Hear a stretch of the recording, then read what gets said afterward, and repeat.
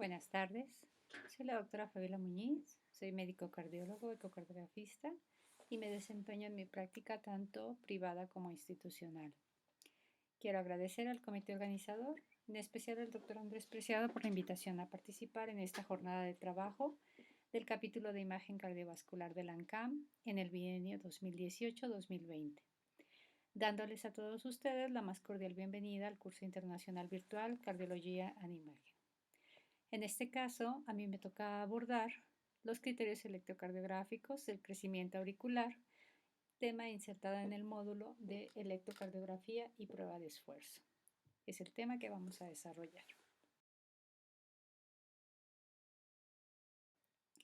Normalmente, el marcapaso sinusal tiene un automatismo y es el que dispara a una mayor frecuencia sus estímulos, por lo que se activa el corazón y este estímulo nace habitualmente a través de los dipolos de activación que progresivamente van a ir despolarizando las aurículas. En primera instancia, la aurícula derecha y posteriormente la aurícula izquierda. Esto se va a ver evidenciado a través de la inscripción o deflexión en el trazo electrocardiográfico correspondiente con la onda P. Debido a su posición anatómica, la despolarización auricular se lleva a cabo de arriba hacia abajo y de derecha a izquierda.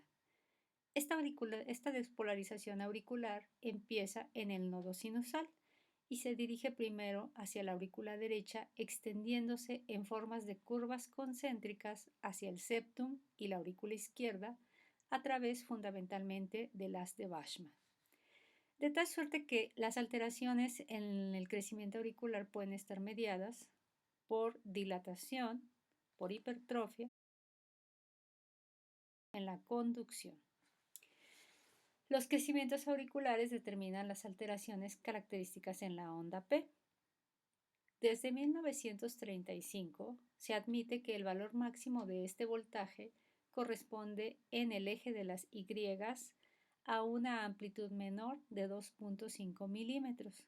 Sin embargo, este valor ha sido cuestionado debido a que tiene una baja sensibilidad, particularmente en aquellos pacientes portadores de enfermedad pulmonar obstructiva crónica, en donde la amplitud y la dirección del vector suele ser de manera dinámica y puede solamente estar influenciada o ver reflejado el estrés de la pared auricular derecha. Sin embargo, pues hasta el día de hoy. En las aurículas, la suma de los múltiples vectores instantáneos originan una curva llamada asa de despolarización auricular, que representa el camino que sigue el estímulo al despolarizar las aurículas. Como comentamos, esto inicia en la aurícula derecha y tiene un sentido de inscripción espacial antihorario. Esta asa de despolarización auricular puede expresarse con un vector máximo o global, como la suma de todos los vectores instantáneos de la despolarización auricular y la suma del vector de despolarización de la aurícula tanto derecha como izquierda. La cabeza de este vector global coincide con la parte positiva del dipolo global de despolarización auricular. Entonces, como vemos en pantalla, nosotros vamos a ver que el vector auricular se inscribe de derecha hacia izquierda y de arriba hacia abajo. Como recordaremos, para nosotros es importante en el análisis deductivo de un trazo electrocardiográfico considerar tanto las derivadas que corresponden al plano frontal como al plano horizontal.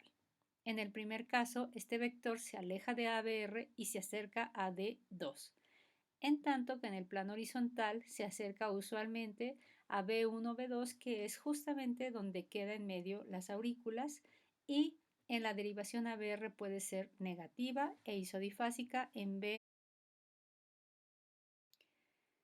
Entonces, nosotros vamos a tratar de analizar cuáles son los cambios que podemos ver con el electrocardiograma de superficie. Recordaremos que desde la superficie corporal se registra esta onda P, denominada como asa, y en general la pared es muy estrecha. Esto se realiza desde el nodo sinusal a través de las aurículas hasta llegar a lo que corresponde al nódulo auriculoventricular. Esta estimulación suele ir de epicardio a endocardio.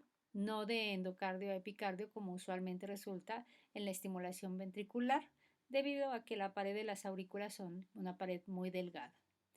Al iniciar esta despolarización auricular se forma este dipolo con una expresión vectorial que tiene un sentido del fenómeno dirigido hacia el electrodo que está situado enfrente de la exploración, y por eso es por lo que nosotros vamos a obtener positiva. En la siguiente diapositiva tratamos de enunciar los cambios dinámicos que se van sucediendo y viendo el sentido de los fenómenos. En la fase A tenemos la repolarización auricular. Hacia las fases B y C se inscribe la secuencia de despolarización en donde van cambiando las cargas. Hacia la fase D prácticamente tenemos completa la despolarización y en las últimas etapas C y F tenemos a la repolarización auricular. Hay que recordar que esta repolarización auricular inicia prácticamente en el mismo lugar de la despolarización y el dipolo de repolarización ocupa también todo el espesor de la pared auricular. Ya quedamos que este fenómeno es muy corto, es muy breve y en consecuencia este casi no tiene expresión o suele grabar una mínima o minúscula negatividad suave más larga que esta positividad y debido a que es un proceso lento, casi no tiene expresión en el trazo del electro o queda escondida en el proceso de despolarización ventricular.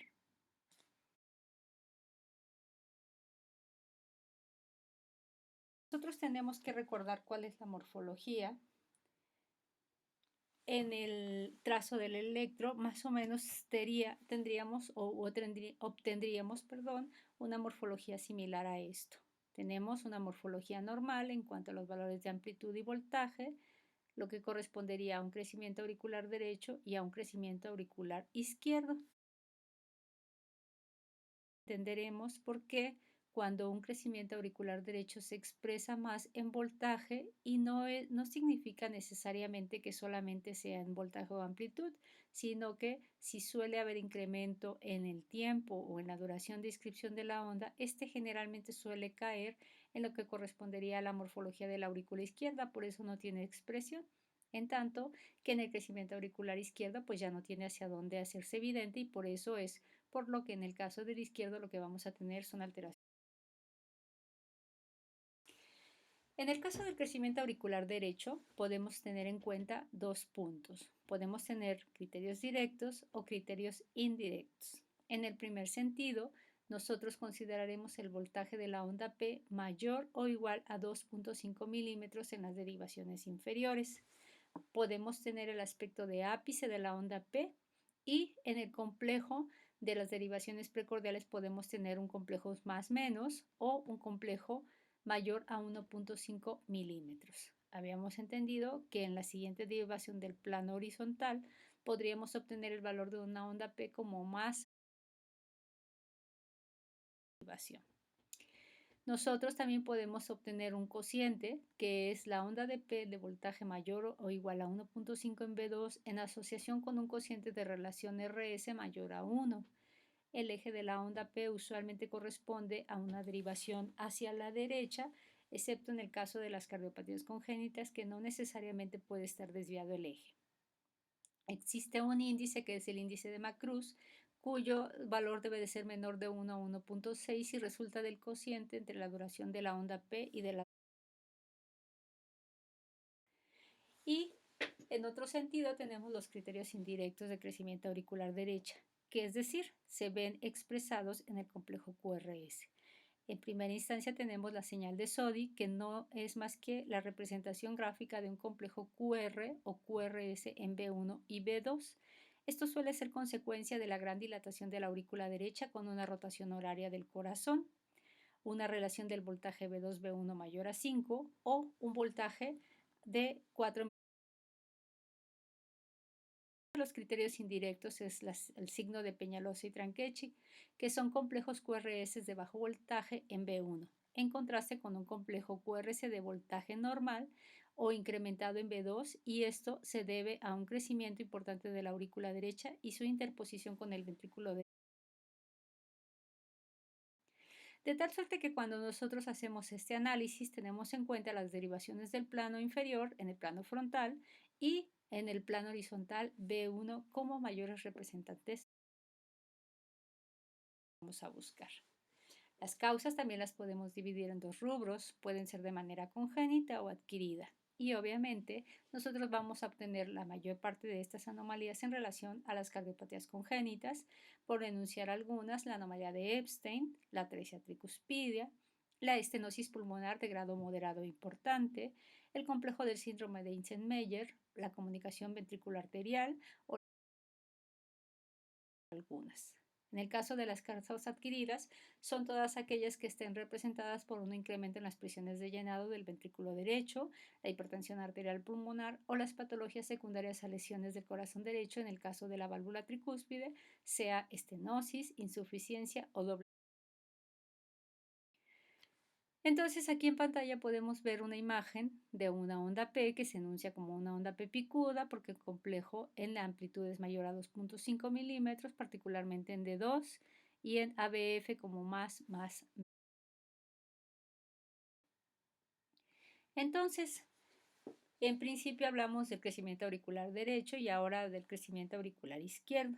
Como vemos en la diapositiva, el aumento de las fuerzas de despolarización de la aurícula izquierda se van a ver magnificadas a través de lo que es el vector promedio, que se dirige más hacia atrás, a la izquierda y arriba, para dar paso así a la expresión electrocardiográfica. El vector de despolarización se dirige de tal suerte de derecha a izquierda y de adelante hacia atrás. En B1, como les comentaba, es la derivación que se encuentra situada a la mitad de las aurículas y por eso se registra una primera positividad que corresponde a la aurícula derecha y posteriormente esta negatividad que corresponde. Como recuerdan en pantalla, comentamos por qué nosotros vamos a obtener las anormalidades mediadas hacia el eje. Podemos tener el crecimiento auricular izquierdo a través de la observación en la morfología de la onda P y en alguna literatura se menciona un valor de 0.10 milisegundos. En algunos otros, un complejo con una onda P con una duración mayor a 120 puede tener un valor con una especificidad hasta del 88%. Si esta morfología se encuentra mellada en D1 y en D2 con un valor mayor a 40 milisegundos, la especificidad puede verse incrementada hasta el 100%. Su porción negativa de P en B1 mayor de 40 milisegundos puede tener un valor de sensibilidad y especificidad del 83 y el 80% respectivamente. La porción negativa de P en B1 mayor a 0.1 milivolts también puede tener una especificidad muy alta. Un cociente de la duración de P con relación al PR mayor a 1.6 pueden tener un valor de sensibilidad y especificidad menor, pero se consideran como criterios. El índice de Morris, ahorita lo vamos a comentar. Morris básicamente lo que va a hacer es evaluar la duración y la profundidad del modo negativo de la onda P en el B1. Este, si es mayor o menor a 40 milisegundos, se multiplica por la amplitud, que en este caso es de 1, y en este caso el valor o el cociente anormal es si es mayor de 4 milisegundos de duración y igual o mayor a 1 milímetro de profundidad.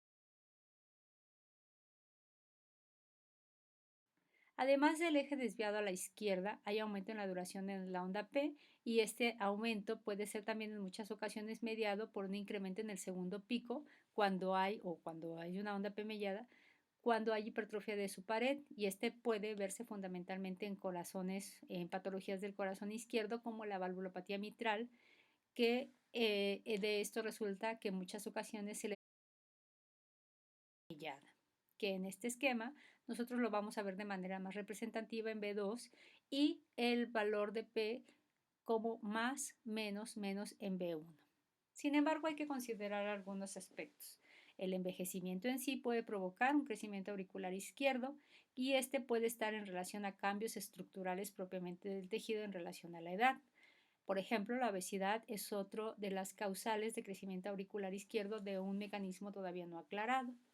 Y existen patologías del ventrículo izquierdo, como en el caso de la hipertrofia ventricular izquierda, que está claramente relacionado con la presencia de crecimiento auricular, por lo que todas aquellas causas que provoquen hipertrofia ventricular izquierda como la hipertensión arterial, la estenosis aórtica o la miocardiopatía hipertrófica. En este esquema, nosotros podemos ver las alteraciones en las derivaciones de 2 y B1 que predominantemente. Entonces, en cuanto a crecimiento auricular izquierdo, pueden ser anomalías de su estructura o alteraciones de la conducción interauricular.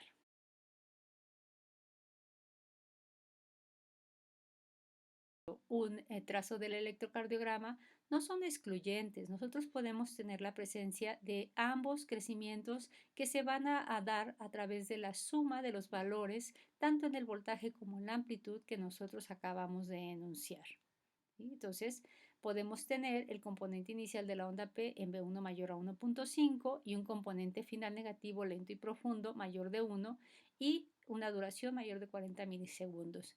El valor que más clásicamente buscamos es este, el valor de la onda P en voltaje incrementado a 2.5 milímetros y duración de 120 milisegundos. Correspondería, pues más o menos podríamos tener estas variantes de morfologías en el programa. Por último, vamos a comentar los bloqueos interauriculares. Estos bloqueos son trastornos de la conducción que ocurren entre ambas aurículas. Se enuncian como de primero, segundo y tercer grado. En general, el de primer grado o parcial puede ocurrir con frecuencia y es común en ancianos. Este estímulo pasa a través de las de Bachmann a la aurícula derecha y posteriormente a la aurícula izquierda, pero con un cierto retraso, de tal suerte que se puede generar un incremento en la duración de onda P y habitualmente puede verse asociado a crecimiento auricular izquierdo. El de segundo grado suele ser conocido como de manera intermitente, de aparición transitoria y es poco frecuente. En tanto que el de tercer grado, como el que encontramos en pantalla, se asocia habitualmente a crecimiento auricular izquierdo y arritmias paroxísticas supraventriculares, complejo que se ha enunciado como síndrome de Bayes. El estímulo queda bloqueado en la zona del haz de Bachmann y llega a la aurícula izquierda con una conducción retrógrada desde la parte media baja de. Y por último, pero no menos interesante, podemos evaluar la presencia de la repolarización auricular, que casi como única manifestante representativa de ella es la pericarditis aguda, en donde nosotros podemos tener un descenso del intervalo del complejo PR, del intervalo en D2 y un ascenso en ABR como expresión de esta lesión auricular. Otras causas de repolarización auricular expresada pueden ser los infartos auriculares o la simpatía.